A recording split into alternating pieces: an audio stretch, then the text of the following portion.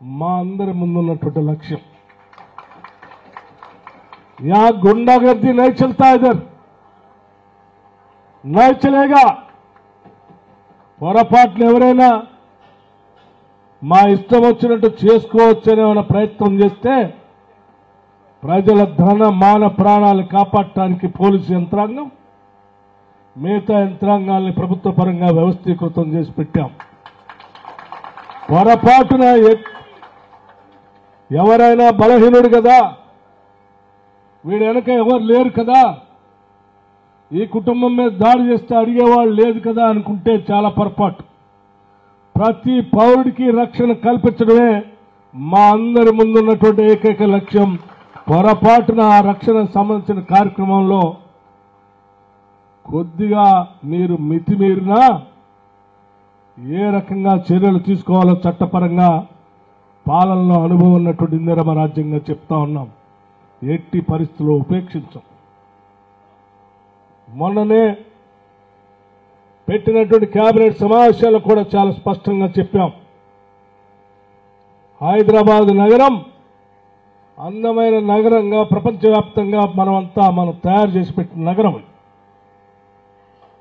ఏడు ఉన్నటువంటి వ్యవస్థలన్నీ ఆనాటి కాంగ్రెస్ ప్రభుత్వాలు తీసుకొచ్చినాయి. ఏడున్నటువంటి హౌసింగ్ బోర్డు కాలనీస్ అన్ని కట్టింది కూడా కాంగ్రెస్ ప్రభుత్వాలు కట్టినాయి. ఏడు తీసుకొచ్చిన పారిశ్రామిక వాడలన్నీ కూడా కాంగ్రెస్ ప్రభుత్వాలు తీసుకొచ్చినాయి. ఈడ పెట్టిన యూనివర్సిటీస్ అన్ని కూడా కాంగ్రెస్ ప్రభుత్వాలు తీసుకొచ్చినాయి. ఈడ పెట్టినటువంటి ప్రభుత్వ రంగ సంస్థలు తెచ్చింది కూడా కాంగ్రెస్ పార్టీనే. అది బిహెచ్ఎల్ కావచ్చు, బీడీఎల్ కావచ్చు, ఈసీఎల్ కావచ్చు, రకరకాల పరిశ్రమలు తీసుకొచ్చింది కూడా కాంగ్రెస్ పార్టీనే. ఇక్కడ కట్టిన ఇంటర్నేషనల్ ఎయిర్పోర్ట్ తీసుకొచ్చింది కూడా కాంగ్రెస్ పార్టీనే. మనం హైదరాబాద్ చుట్టూ కట్టిన ఔటర్ రింగ్ రోడ్ కట్టింది కూడా కాంగ్రెస్ పార్టీనే. ఏడు హైదరాబాద్ సెంట్రల్ యూనివర్సిటీని పెట్టింది కూడా కాంగ్రెస్ పార్టీనే. ఐఐటీని పెట్టింది కాంగ్రెస్ పార్టీనే. ట్రిపుల్ ఐటీస్ పెట్టింది కూడా మన ప్రభుత్వాలే. హైదరాబాద్కి మంచినీళ్ళు తీసుకొచ్చింది కూడా కాంగ్రెస్ పార్టీనే. హైదరాబాద్లో వాళ్ళ కరెంట్ వెలుగుతా ఉందంటే అది కాంగ్రెస్ పార్టీ తీసుకొచ్చింది.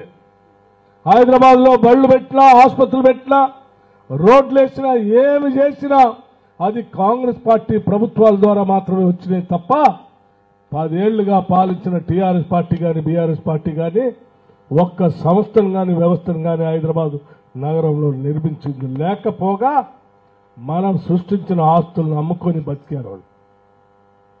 మనం ఆస్తులు సృష్టిస్తే వాళ్ళ అమ్మకానికి పెట్టారు. నేను చెప్పాం, మేము ఆస్తులు సృష్టిస్తాం, సంపదను సృష్టిస్తాం, ఆ సృష్టించిన సంపదతో ప్రజలకు పంచుతామని చెప్పాం.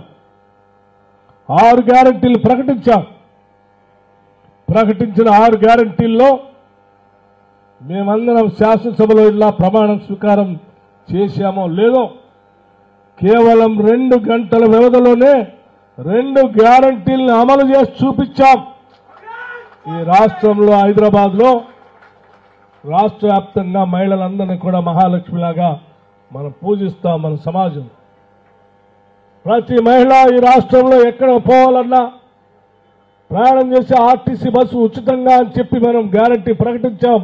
ప్రకటించిన గ్యారంటీని రాష్ట్రంలో అమలు చేసి చూపించాం. దాదాపు 10.5 కోట్ల ఫ్రీ టికెట్లు ఇప్పటికీ రాష్ట్రంలో మహిళలంతా తిరిగారు బస్సులు ఉచితంగా.